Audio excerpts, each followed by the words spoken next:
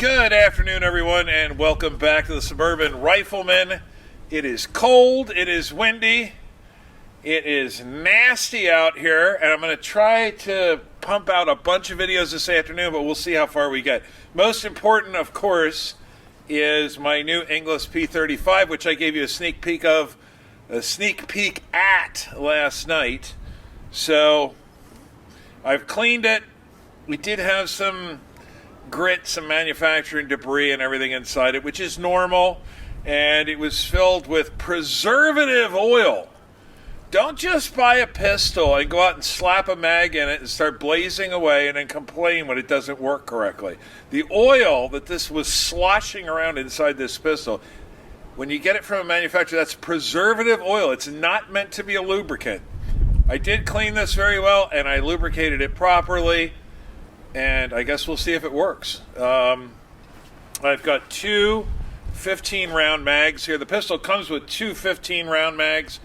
They're marked made in Italy. I thought perhaps they were Mekgar mags. They're actually made by Sabati in Italy, which is another good company. Of course, Mekgar makes magazines for everybody, but these are supposed to be good mags. I've got two of these loaded. These are 15-round mags, and each of them has 15 rounds of Remington UMC white and green box ammo in there. So let's see how this thing works.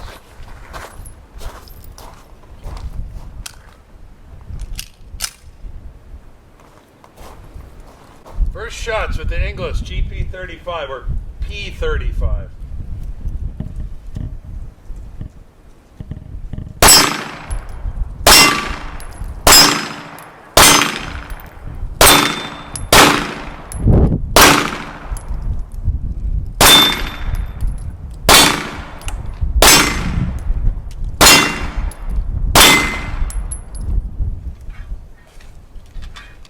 One mag down.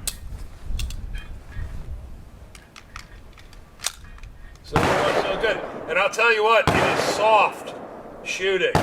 Even compared to my CZ75, this thing is soft.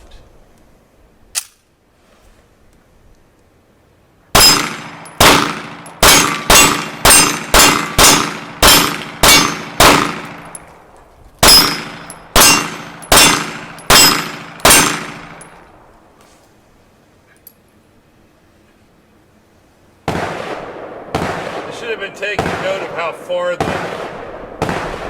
cartridges were ejecting. Did you take note? I wasn't watching. Should have asked me ahead of time. Because that'll tell you a lot about it. Something to keep in mind with any Browning high power, clone, original, anything. Springs are critical in these pistols, and it's true in a lot of auto-loading pistols, but your recoil spring, your hammer spring, a Browning high power will last virtually forever if it's kept clean and lubricated and sprung correctly. But if you've got a less than optimal recoil spring and a less than optimal hammer spring, you're going to be causing undue stress on your pistol. And with a plumb worn out recoil and hammer spring, even the best quality Browning high power will just beat itself to death. It'll eat itself alive very, very quickly. So I'm going to load up another magazine, and this time we're going to take note of how far the spent cases are ejecting. They should go about 5 to 7 feet, something like that. If you're getting over 10 feet, you really need a different spring. The best springs for these, as far as I'm aware, and I'll probably be replacing this one right away, because although the Turks are great at manufacturing, machining, stuff like that, their springs are not the best. You probably want to replace, if you have a good quality spring in here, replace it every 5,000 rounds or so, but I'm probably going to put a 17-pound progressive spring in here from Browning High Power Spring Solutions or Wolf Gun Springs right away, just for safety's sake. But I'm going to load up one more mag, and we're going to take note of how far the cases are ejecting.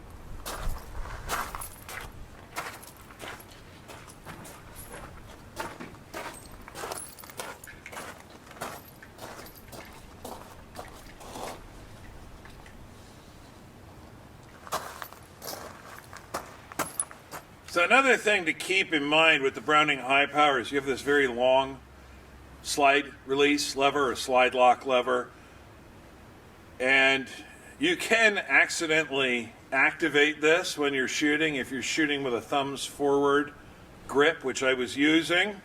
They're not really, this is an old design. It's not really meant for modern shooting techniques. I actually did on the first magazine accidentally engage the slide lock. So there were actually 3 rounds left in this magazine. I just put the remaining rounds in here, but I'm going to try shooting it this time with the old-fashioned thumbs locked down method and see if we avoid that. The second magazine went through perfectly fine.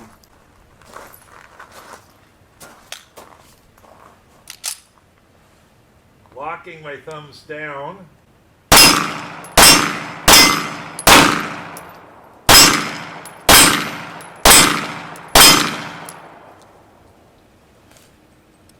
Perfect. You want to give it a try, Dad? Yep. Got one more 15-round mag. We'll let Dad do some shooting, and this will give me an opportunity to see where the brass is going. Yeah, I forgot to get to look at it. That's all right. There you go, sir. Have fun. I'll be interested to see what you think. As far as I can tell, it's pure Browning high power shooting experience.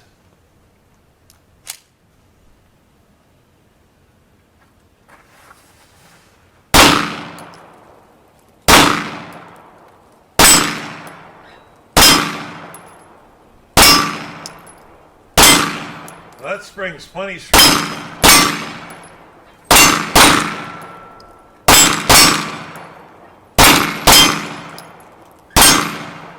You're beating the hell out of those gongs. And that spring is plenty strong. That was in ejecting more than 5 feet. Very nice. Very nice. I like it. Very soft recoil impulse, I think. My Christmas present?